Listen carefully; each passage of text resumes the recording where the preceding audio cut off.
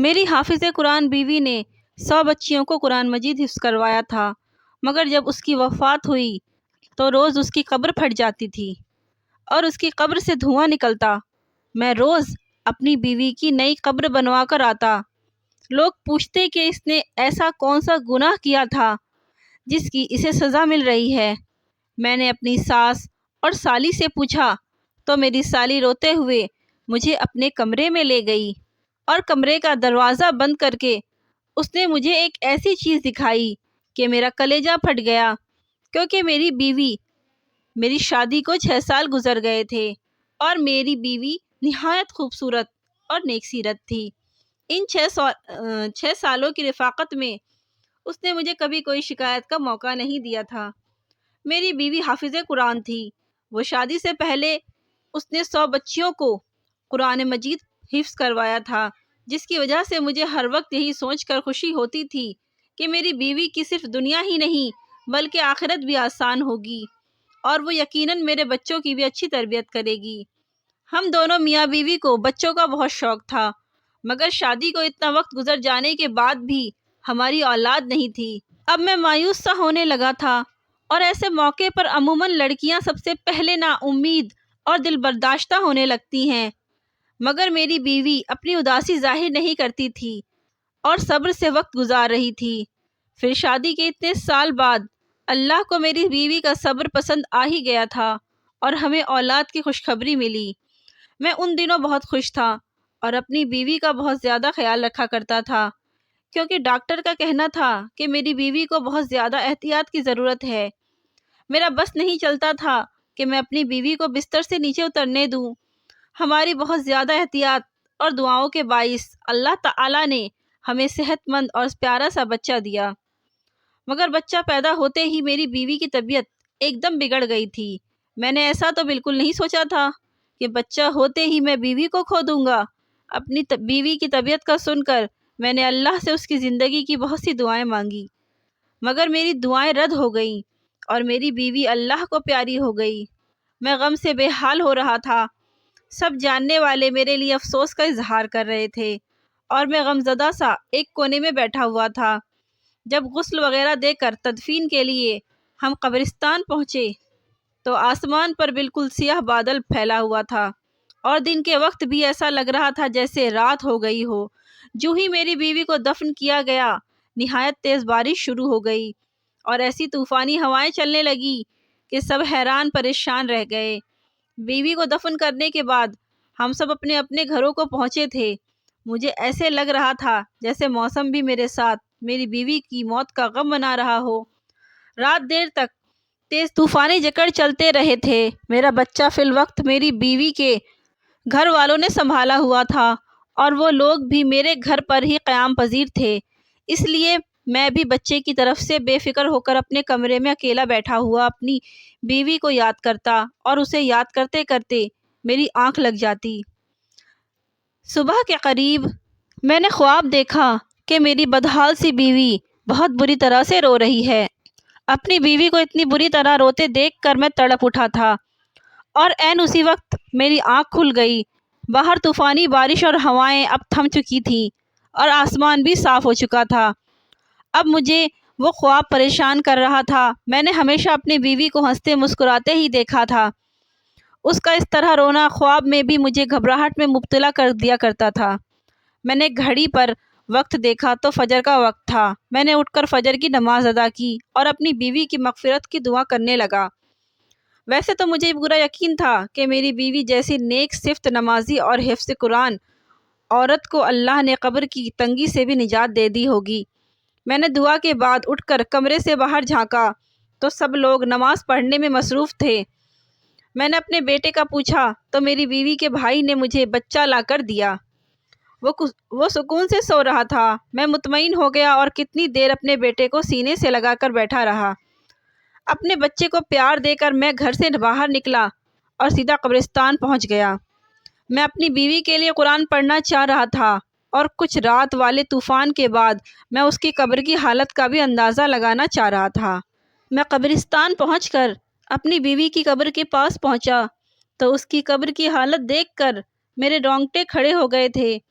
میرا دل خوف سے پھٹنے والا ہو رہا تھا، کیونکہ جس عورت کو میں نیک اور جنتی سمجھ رہا تھا اس کی قبر پر ایسا عذاب آیا ہوا تھا کہ مجھ جیسا مضبوط سا مرد بھی اندر تک دہل گیا تھا۔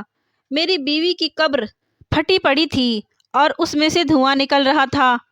وہاں اتنی تپش تھی کہ میرا وہاں کھڑا ہونا مشکل ہو گیا تھا۔ کوئی مزدور بھی میری بیوی کی قبر بنانے کو تیار نہیں تھا۔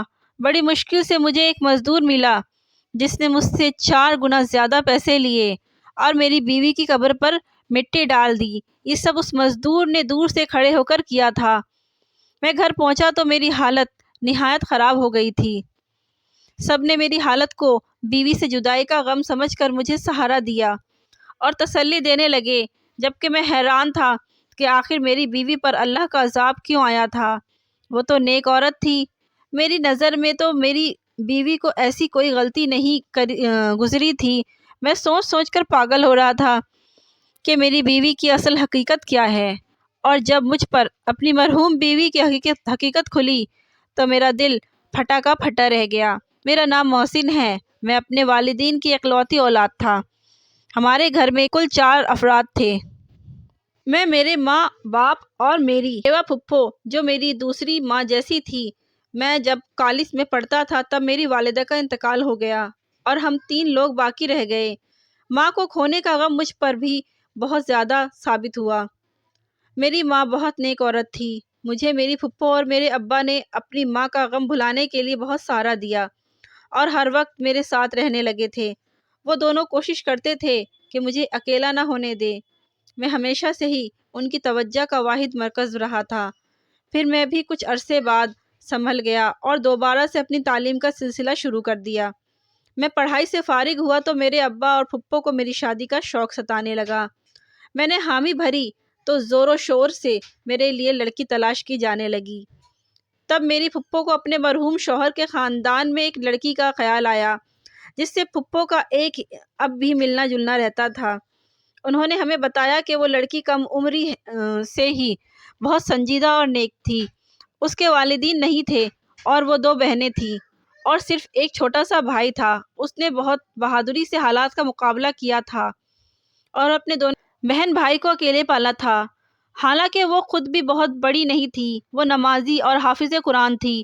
گھر میں بچیوں کو قرآن مجید بھی پڑھایا کرتی تھی اور اس کی دعا اور اس کے لیے دیے ہوئے قرآنی تعویذات میں بہت اثرات تھے، جس کی وجہ سے وہ تھوڑا بہت کما کر اپنا گھر چلا رہی تھی۔ میں نے یہ سب سنا تو بہت خوش ہوا۔ میں نے اسے دیکھے بنا ہی اس کے لیے حامی بھر لی اور پھپھو نے پہلی فرصت میں ہی اس کے خاندان کے بڑوں سے مشورہ کر کے میرا رشتہ اس لڑکی سے طے کر دیا اور جلد شادی بھی طے کر دی۔ میرا رشتہ طے ہوا تو میری بیوی نے یہی شرط رکھوائی کہ وہ بعد میں بھی اپنی بہن کی شادی ہونے تک اور بھائی کی تعلیم پوری ہونے تک ان دونوں کی مالی امداد کرتی رہے گی۔ مجھے اس بات سے کوئی اعتراض نہیں تھا، بلکہ میں نے سوچ لیا تھا کہ اگر مجھ سے بھی کوئی مدد ہو سکی تو کر دیا کروں گا۔ رشتہ طے ہونے کے بعد ہماری شادی کر دی گئی۔ میں نے اپنی بیوی کو دیکھا تو اس کا اسیر ہو گیا۔ وہ نہ صرف اچھی سیرت کی مالک تھی بلکہ بہت خوبصورت بھی تھی۔ اس کے ساتھ چند دن رہ کر ہی میں نے اس کے قریب ہو گیا تھا۔ وہ ہمیشہ دوسروں کی مدد کرنے کو تیار رہتی تھی۔ میری بیوی عین میری پھپھو کی بتائی باتوں جیسی ہی تھی۔ اس نے کبھی مجھے کوئی پریشانی نہیں دی تھی اور میرے آرام و سکون کا بھی خیال رکھتی تھی۔ ہمارے گھر میں خوشحالی اور سکون تھا، بس صرف اولاد کی کمی تھی۔ وہ مجھے محسوس تو بہت زیادہ ہوتی تھی، مگر اپنی بیوی کے صبر سے مجھے بہت سہارا ملا ہوا تھا۔ ہماری شادی کے تیسرے سال ہی میرے ابا وفات پا گئے۔ اپنے ابا کی وفات اور اپنی بے اولادی نے مجھے کچھ زیادہ بے سکون کر دیا تھا۔ میرے اندر صبر اور شکر ختم ہونے لگا تھا۔ ایسے میں میری بیوی تھی جو مجھے ہر وقت اللہ کی مہربانیاں اور نعمتیں یاد دلاتی تھی۔ وہ مجھے صبر کی تلقین کرتی رہتی تھی۔ میں حیران تھا کہ وہ ایک لڑکی ہو کر مجھے حوصلہ دیا کرتی تھی۔ حالانکہ ہمارے خاندان والوں نے ہمارا جینا مشکل کر رکھا تھا کہ ہماری اولاد کیوں نہیں ہو رہی ہے، اور میری پھپھو تو اٹھتے بیٹھتے ٹھنڈی آہیں بھرتی تھی اور میری بیوی کو باتیں سنانے لگتی تھی، یوں جیسے یہ سب میری بیوی کے ہاتھ میں ہو۔ میں اپنی پھپھو کو سمجھا سمجھا کر تھک چکا تھا الٹا وہ ہم دونوں سے ہی لڑنے لگی تھی کہ ہمیں علاج کروانا چاہیے تاکہ ہماری اولاد ہو سکے۔ اسی پریشانی کی وقت گرتا چلا گیا۔ جب ہماری شادی کو 6 سال ہونے والے تھے تب ہمیں اولاد کی خوشخبری مل گئی۔ ہم تینوں جیسے پھر سے جی اٹھے تھے۔ میں نے اور پھپھو نے میری بیوی کا خیال بھی رکھا تھا اور بہت احتیاط کی تھی۔ میرا بیٹا ٹھیک ٹھاک اور صحت مند پیدا ہوا تھا، لیکن میری بیوی کی طبیعت بگڑ گئی تھی اور وہ موت کے منہ میں چلی گئی۔ یہ سب بہت اچانک ہوا تھا اور میں اس صدمے کے لیے بالکل تیار نہیں تھا۔ اپنے بچے کی تربیت کے حوالے سے میں نے اور میری بیوی نے مستقبل کے بہت منصوبے بنائے ہوئے تھے، مگر موت کسی کے ارادوں اور مرضی کی محتاج ہی کب ہوتی ہے؟ جس کا وقت آ جائے اسے اللہ کے پاس جانا ہی پڑتا ہے۔ مگر اپنی بیوی کی قبر کی ابتر حالت اور اس پر آیا عذاب مجھے دھچکا پہنچا گیا تھا۔ ہر مشکل حال میں بھی میں نے اپنی بیوی کو صابر و شاکر دیکھا تھا۔ مجھے ڈھونڈنے سے بھی کوئی خامی نظر نہیں آتی تھی۔ میں اتنا تو جانتا تھا کہ اللہ ناانصاف نہیں ہے۔ ایسا تو ہو ہی نہیں سکتا کہ میری بیوی کے حقیقی اعمال سے اللہ ناواقف ہو۔ مجھے حیرت اور صدمہ تھا کہ میں اتنا عرصہ اپنی بیوی کے ساتھ رہ کر بھی اسے جان نہیں پایا تھا۔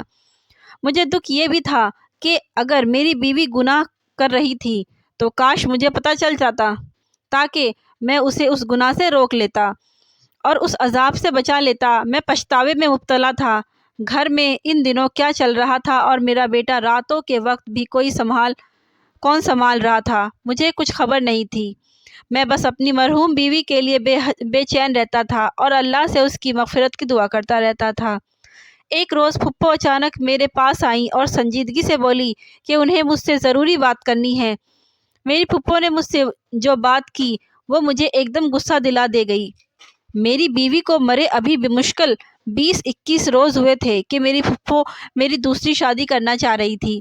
میں پھپھو سے ناراض ہونے لگا کہ انہیں میری مرحوم بیوی کا احترام کرنا چاہیے تھا اور کم سے کم اتنی جلدی مجھ سے شادی کی بات نہیں کرنی چاہیے، جبکہ میں ابھی صدمے میں تھا۔ پھپھو نے تحمل سے میری ناراضگی دیکھی اور پھر مجھ سے کہنے لگی کہ وہ بوڑھی ہو گئی ہیں، اس لیے مجھے یا میرے بیٹے کو نہیں سنبھال سکتی۔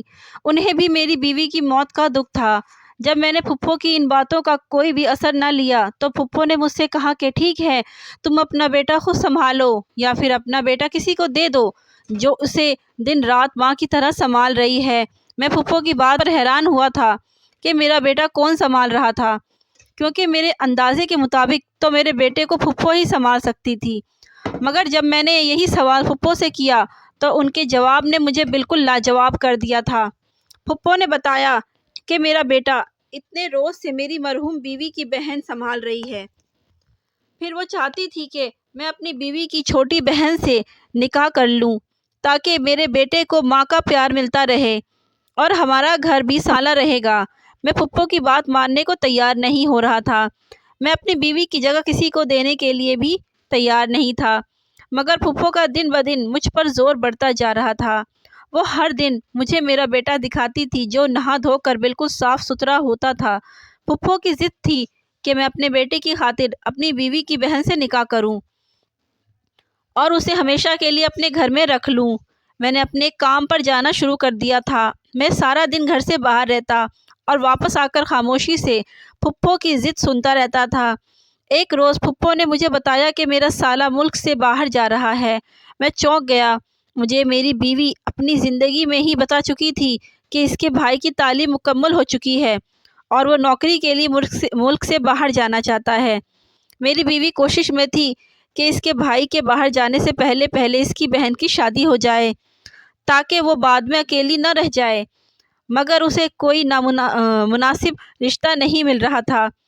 اب اپنی بیوی کے بھائی کے باہر جانے کا سن کر مجھے اس کی بہن کا خیال آیا تھا۔ تب میں فکر مند ہو گیا۔ اب مجھے خیال آ رہا تھا کہ اگر میں مزید انکار کروں گا تو میری سالی میری بیٹی کو سنبھالنے کے چکر میں ساری عمر کے لیے کنواری بیٹھی رہ جائے گی یا پھر اس کی شادی کر دی جائے گی اور میرے بیٹے کو سنبھالنے والا کوئی نہیں ہوگا، کیونکہ پھپھو تو واقعی بیمار اور کمزور ہو گئی تھی اور ان کی بینائی بھی کم ہوتی جا رہی تھی۔ میں سوچ سوچ کر پریشان ہونے لگا اور تھک ہار کر میں نے اپنی پھپھو کی بات ماننے کا فیصلہ کیا اور ایک روز کام پر جانے سے پہلے پھپھو کو جواب دے کر دے دیا کہ وہ جیسا چاہتی ہیں کر لیں، مجھے کوئی اعتراض نہیں ہے۔ میرے جواب نے میری پھپھو کو خوشی سے نہال کر دیا تھا۔ میرے آتے ہی شاہجہاں نے پیچھے تمام تیاریاں شروع کر دی تھی۔ میں جیسے ہی کام سے شام کے وقت واپس آیا، یہ دیکھ کر حیران رہ گیا کہ پھپھو نے میرے نکاح کی ساری تیاری مکمل کر لی تھی۔ میں تو ویسے بھی اس بات کے لیے خود کو راضی کر چکا تھا۔ میں خاموشی سے نکاح خواں کے پاس بیٹھ گیا اور اپنے بیٹے کی خاطر یہ نکاح کر لیا۔ نکاح کے بعد میں اداس تھا، اپنے کمرے میں بند ہو گیا تھا۔ مجھے پریشانی تھی کہ نہ جانے میری یہ دوسری بیوی اپنی بڑی بہن کی طرح سمجھدار اور خوش مزاج تھی یا نہیں، اور یہ بھی کہ نہ جانے وہ میرا گھر کیسے سنبھال پائے گی۔ مجھے نہیں لگتا تھا جیسے میرا دل اپنی پہلی بیوی سے مطمئن تھا ویسے دوسری بیوی سے بھی کبھی مطمئن ہو پاؤں گا۔ اس نکاح کے بعد بھی میرے وہی معمولات تھے۔ میں صبح سویرے کام پر چلا جاتا، شام کے وقت گھر لوٹتے ہی اپنے کمرے میں بند ہو جاتا تھا۔ میری دوسری بیوی نے خاموشی سے میرا ہر کام سنبھال لیا تھا۔ میرا کمرہ بھی اب بالکل صاف ستھرا رہنے لگا تھا۔ نہ چاہتے ہوئے بھی میرا دماغ اس بات کو سوچنے لگا تھا، اور عجیب بات تو یہ تھی کہ آج تک میں نے اپنی اس دوسری بیوی کو نہیں دیکھا تھا۔ میں نہیں جانتا تھا وہ کیسی لڑکی ہے، کیونکہ میری پہلی شادی پر بھی اس نے مجھ سے پردہ کیا تھا، کیونکہ میری بیوی دینی معاملات کی سب سمجھ رکھتی تھی، اس لیے اس نے اپنی بہن کا مجھ سے پردہ کروایا تھا، اور وہ پردہ آج اسی لڑکی سے نکاح ہو جانے کے بعد بھی قائم تھا۔ ایک روز میں کام سے جلدی واپس آیا تو اپنے کمرے میں اپنی دوسری بیوی کو دیکھ کر حیران رہ گیا۔ وہ اپنی بڑی بہن سے بھی زیادہ خوبصورت تھی، مگر ایسا نہیں تھا کہ میں حسن پرست تھا اور مجھے اس کا حسن متوجہ کر رہا تھا۔ مجھے جس بات نے اس کی طرف متوجہ کیا تھا وہ اس کے چہرے پر پھیلا سکون اور نرم تاثرات تھے۔ اسے دیکھ کر مجھے ایسا لگا تھا کہ جیسے وہ اپنی بہن کی موت سے بھی خوش اور مطمئن ہو۔ میں یہ بات سوچتے ہی عجیب کیفیت میں گر گیا تھا۔ میں نے اسے غصے سے دیکھتے ہوئے سوال کیا کہ وہ اتنی مطمئن کس بات پر ہے؟ میرا سوال یقیناً اس کے لیے عجیب اور غیر متوقع تھا۔ وہ حیرت اور پریشانی سے مجھے دیکھنے لگی تو میں مزید بولا کہ اسے اپنی بہن کی موت کا افسوس ہی نہیں ہے، الٹا وہ اس کی جگہ لے کر بھی اتنی خوش کیسے رہ سکتی ہے، جبکہ اس کی بہن جوانی میں موت کے منہ میں جا چکی تھی اور اس کی آخرت بھی جانے کیسی ہونے والی تھی، کیونکہ اس کو قبر میں یہ عذاب جھیلنا پڑ رہا تھا۔ میں نے اپنی مرحوم بیوی کا یہ راز غصے میں سوچے بغیر اس کی بہن کے سامنے بول دیا تھا، مگر میری بات پر بھی اس کے چہرے کے تاثرات بدلے تو مجھے اپنی غلطی کا احساس ہوا اور میں چپ ہو گیا۔ میری دوسری بیوی کو کچھ دیر صدمے سے مجھے دیکھتی رہی اور پھر بری طرح رو پڑی۔ میں اسے روتا دیکھ کر بوکھلا گیا۔ روتے روتے وہ ایسی بات بولنے لگی جس نے مجھے ساخت کر دیا تھا۔